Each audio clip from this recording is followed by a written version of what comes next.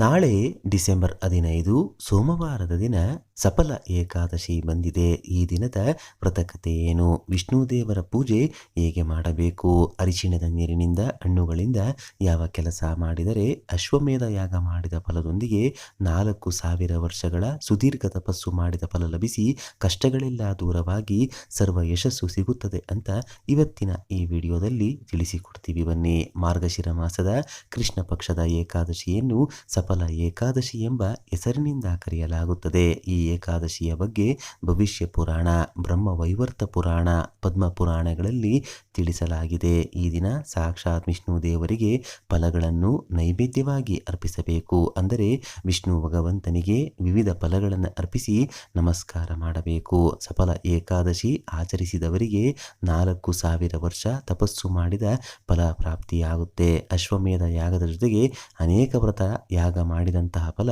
ಸಿಗುತ್ತದೆ. ಈ ಏಕಾದಶಿಯು ಡಿಸೆಂಬರ್ 14 ಅಂದರೆ ಇವತ್ತಿನ ದಿನ ಭಾನುವಾರ ಸಂಜೆ 6:49 ಆರಂಭವಾಗಿ ಡಿಸೆಂಬರ್ 15 ಅಂದರೆ ನಾಳೆ ಸೋಮವಾರದ ದಿನ ರಾತ್ರಿ 9:19 ಮುಕ್ತಾಯವಾಗುತ್ತೆ. ಪಾರಣ ಸಮಯ ಅಂದರೆ ಉಪವಾಸವನ್ನು ಬಿಡುವ ಸಮಯ ಬಂದು ಡಿಸೆಂಬರ್ 16 ಬೆಳಿಗ್ಗೆ 6:34 8:51. ಈ ಏಕಾದಶಿಯ ವ್ರತಕತೆ ಏನು ಅಂತ ತಿಳಿದು ನಂತರ ಪೂಜೆಯ ವಿಧಾನವನ್ನು ತಿಳಿಯೋಣ. ಒಮ್ಮೆ ಚಂಪಾವತಿ ಎಂಬ ರಾಜ್ಯದಲ್ಲಿ ಮಹಿಷ್ಮಾತ ಎಂಬ ರಾಜನಿದ್ದನು. ಈತನು ಧರ್ಮಪಾಲಕನಾಗಿದ್ದನು. ಈತ ಪ್ರಜೆಗಳನ್ನು ಕೂಡ ಬಹಳ ಪ್ರೀತಿಯಿಂದ ಅಕ್ಕರೆಯಿಂದ ನೋಡಿಕೊಳ್ಳುತ್ತಿದ್ದನು. ಆದರೆ ಈತನಿಗೆ ಜನಿಸಿದ 4 ಮಕ್ಕಳಲ್ಲಿ ಲುಂಬಕ ಎಂಬ ಹೆಸರಿನ ಮಗ ಅಧರ್ಮಿಯಾಗಿದ್ದ. ಧರ್ಮಕ್ಕೆ ವಿರುದ್ಧವಾದ ಕೆಲಸಗಳನ್ನು ಮಾಡಿ ಕೆಟ್ಟವನೆನಿಸಿಕೊಂಡಿದ್ದ. ಮಹಾಪಾಪಿಯಾಗಿ ಜೀವಿಸುತ್ತಿದ್ದ. ವಿಷ್ಣು ಭಕ್ತರನ್ನು ನಿಂದಿಸಿ ಪ್ರಜೆಗಳಿಗೆ ವಿಧ ವಿಧವಾಗಿ ಕಾಟವನ್ನು ನೀಡುತ್ತಿದ್ದ.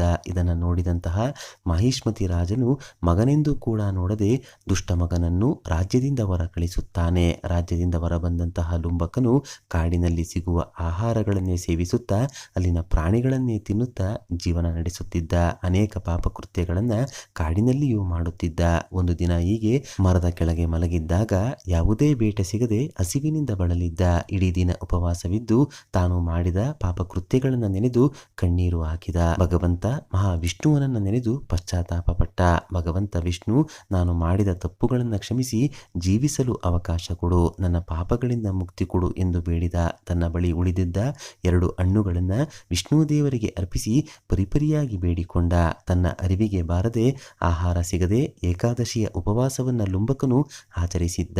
ಈತನ ಮೊರೆ ಕೇಳಿದ ವಿಷ್ಣು ದೇವರು, ಇನ್ನು ಮುಂದೆ ಧರ್ಮಬದ್ಧವಾಗಿ ಜೀವಿಸು, ನಿನ್ನ ಪಾಪಗಳನ್ನು ಕ್ಷಮಿಸಿದ್ದೇನೆಂದು ಹೇಳಿ ಅನುಗ್ರಹಿಸುತ್ತಾನೆ. ಆ ಸಮಯದಲ್ಲಿ ಶ್ವೇತವರ್ಣ ಅಂದರೆ ಬಿಳಿ ಬಣ್ಣದ ಕುದುರೆ ಪ್ರತ್ಯಕ್ಷವಾಯಿತು. ಆ ಕುದುರೆಯಲ್ಲೇ ಸವಾರಿ ಮಾಡಿಕೊಂಡು ತನ್ನ ರಾಜ್ಯಕ್ಕೆ ತೆರಳಿದ ಲುಂಬಕನು ಹೊಸ ಜೀವನವನ್ನು ಆರಂಭಿಸುತ್ತಾನೆ. ಧರ್ಮಬದ್ಧವಾದ ಜೀವನವನ್ನು ನಡೆಸುತ್ತಾನೆ. ವಿಷ್ಣು ದೇವರಿಗೆ ವಿಶೇಷ ಪೂಜೆಗಳನ್ನು ಮಾಡಿ ಪುಣ್ಯವನ್ನು ಹೊಂದುತ್ತಾನೆ.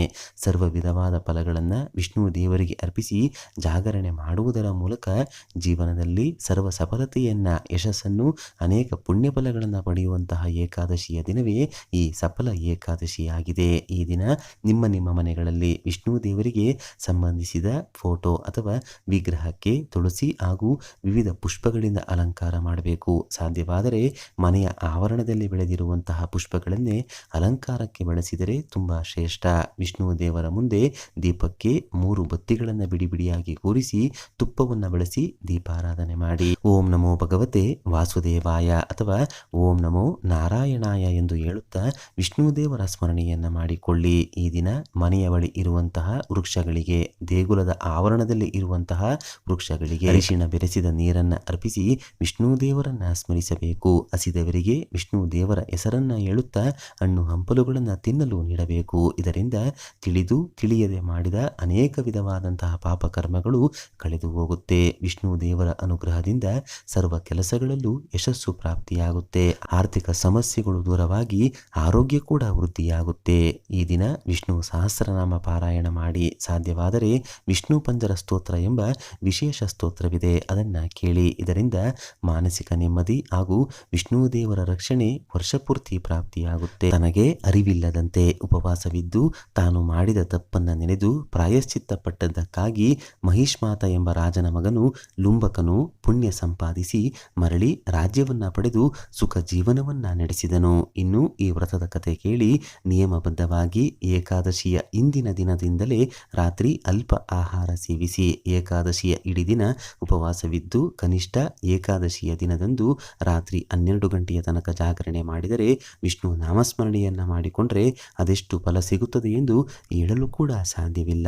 ಭಗವಂತನ ಕೃಪೆ ಹೊಂದಿರಬೇಕಷ್ಟೇ. ಈ ಸಫಲ ಏಕಾದಶಿಯ ವ್ರತಕತೆ ಹಾಗೂ ಪೂಜೆಯ ವಿಧಾನ ಇಷ್ಟವಾದರೆ ತಪ್ಪದೇ ಈ ವಿಡಿಯೋಗೆ ಒಂದು ಲೈಕನ್ನು ಕೊಟ್ಟು ಜೈ ವಿಷ್ಣು ಅಂತ ಬರೆದು ಪ್ರತಿಯೊಬ್ಬರಿಗೂ ಈ ವಿಡಿಯೋನ ಶೇರ್ ಮಾಡಿ. ಮುಂದಿನ ಬಾರಿ ಮತ್ತೊಂದು ವಿಶೇಷ ದೈವ ಮಾಹಿತಿಯೊಂದಿಗೆ ನಮ್ಮ ದೇಗುಲ ದರ್ಶನ ಕರ್ನಾಟಕ ಚಾನಲ್ ಮೂಲಕ ಭೇಟಿಯಾಗೋಣ.